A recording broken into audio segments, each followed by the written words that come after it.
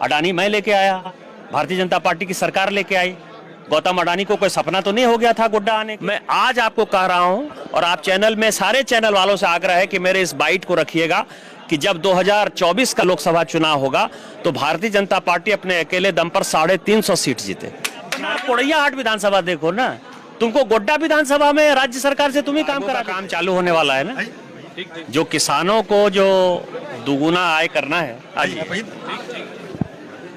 उसमें गेहूं की प्राइस, उसमें चावल की प्राइस, उसमें सब्जी है, उसमें दूध है, जो फल फूल लगाने वाले लोग हैं, जो किसान हैं या जो दलहन तिलहन का उत्पादन करते हैं, उनके लिए मार्केट यहाँ नहीं है। और मार्केट नहीं होने के कारण बिचौलिया उसका जो है मिसयूज करते हैं। और ये पैक्स के माध्यम से भी जितनी खरीदारी होती है उसमें भी बिचौलिया हावी है।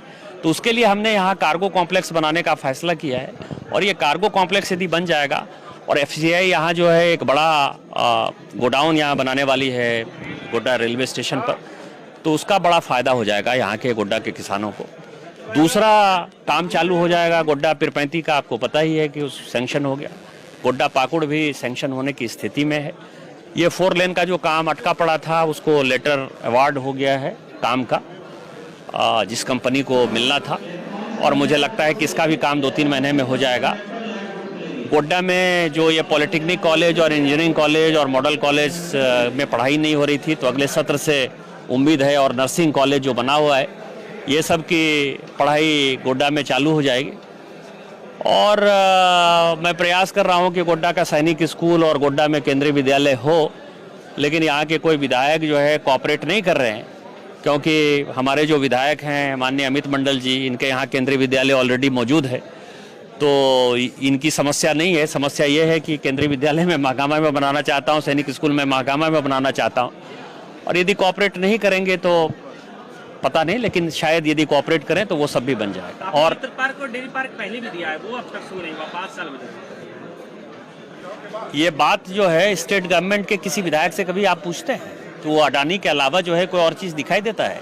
अडानी बोल लेके नहीं आए ना, अडानी मैं लेके आया, भारतीय जनता पार्टी की सरकार लेके आई। गौतम अडानी को कोई सपना तो नहीं हो गया था गोड्डा आने के लिए, या गोड्डा में कोई ऐसा सिचुएशन तो था नहीं कि ज़मीन बड़ा सस्ता मिल रहा था, या यहाँ कोयला उसको मिल रहा है, या यहाँ उसको पानी मिल रहा था। अडानी यदि आया होगा तो अडानी को कोई दबाव डाल के लाया होगा ना। तो मुझे तो फक्र है और मैं बड़े गर्व के साथ ये कहता हूँ कि गौतम अडानी को मैंने इंसिस्ट किया यहाँ आने के लिए। लेकिन इस अडानी के अलावा यदि आपको दूसरे पार्टी के विधायक कुछ और करते हुए नजर आए तो फिर आप मुझे बताइए। तो आप लोगों को ये देखना चाहिए कि यहाँ के जो विधायक हैं, अमित मंडल जी को छोड़ दीजिए, क्योंकि जो कुछ काम हो रहा है गोड्डा में हो रहा है, इसके अलावा कहाँ काम हो रहा है इसको पूछना चाहिए। और आप क्या क्या काम कर रहे हैं? अब तो मैंने देखा है कि अमित मंडल जी, यदि ये रोड सरकंडा वाला पूरा का पूरा जो बाईपास है, वो अमित मंडल जी के विधानसभा में एक विधायक कहता है हम ही कर लिया। अरे अपना कोड़ैया हाट विधानसभा देखो ना, तुमको गोड्डा विधानसभा में राज्य सरकार से तुम ही काम करा देते हो। अभी ये रोड बनने वाला है कन्हारा वाला, जो चांदनी चौक तक जाएगा, उसके लिए भी कह रहा है कि हमने कर दिया। उसके लिए भी यहाँ का जिलाध्यक्ष, मैंने सुना कि दूसरे पार्टी का जो जिलाध्यक्ष है वो कहता है कि हम ही कठौन वाला रोड पूरा कर दिए। तो हमारा विधायक जो है तो अपना काम तो कर नहीं पा रहे हो। तो इन लोगों को अपना कोई काम नहीं करना है ये सरकार। और जिस तरह से ये तोड़फोड़ कर रहा है मुख्यमंत्री के प्रवास के नाम पर, मैं प्रशासन को चेतावनी देना चाहता हूं कि प्रशासन हमेशा एक जगह नहीं होता है। ये जितने अधिकारी गलत काम कर रहे हैं सबको चिन्हित करेंगे और भारतीय जनता पार्टी की सरकार जब आएगी तो इनके ऊपर कार्रवाई करेंगे। 22 साल से गुजरात में भारतीय जनता पार्टी का शासन है और उसके बाद 53% वोट लाना, इससे बड़ा ऐतिहासिक कोई काम हो सकता है? 56 इंच सीना अकेले एक आदमी का है, तो इसीलिए 156 सीट जो है भारतीय जनता पार्टी को मिली है। 2 राज्य में तो और दूसरा जो राज्य है, मैं उस पर भी आता हूं, MCD में पिछले 15 साल से भारतीय जनता पार्टी काबिज है, 15 साल से। और MCD के बारे में जो छोटी छोटी समस्याएं हैं, किसी को रोड का, किसी को नाली का, किसी को घर बनाने का, आपको पता है कि सभी दुखी रहते हैं। उस दुखी होने के बावजूद भी यदि भारतीय जनता पार्टी 104 सीट जीत कर आई तो अपने आप में भारतीय जनता पार्टी को बधाई और धन्यवाद देना चाहिए कि उसका वोट बैंक जहां था वो वोट बैंक बढ़ा ही है, उसे कम नहीं हुआ है।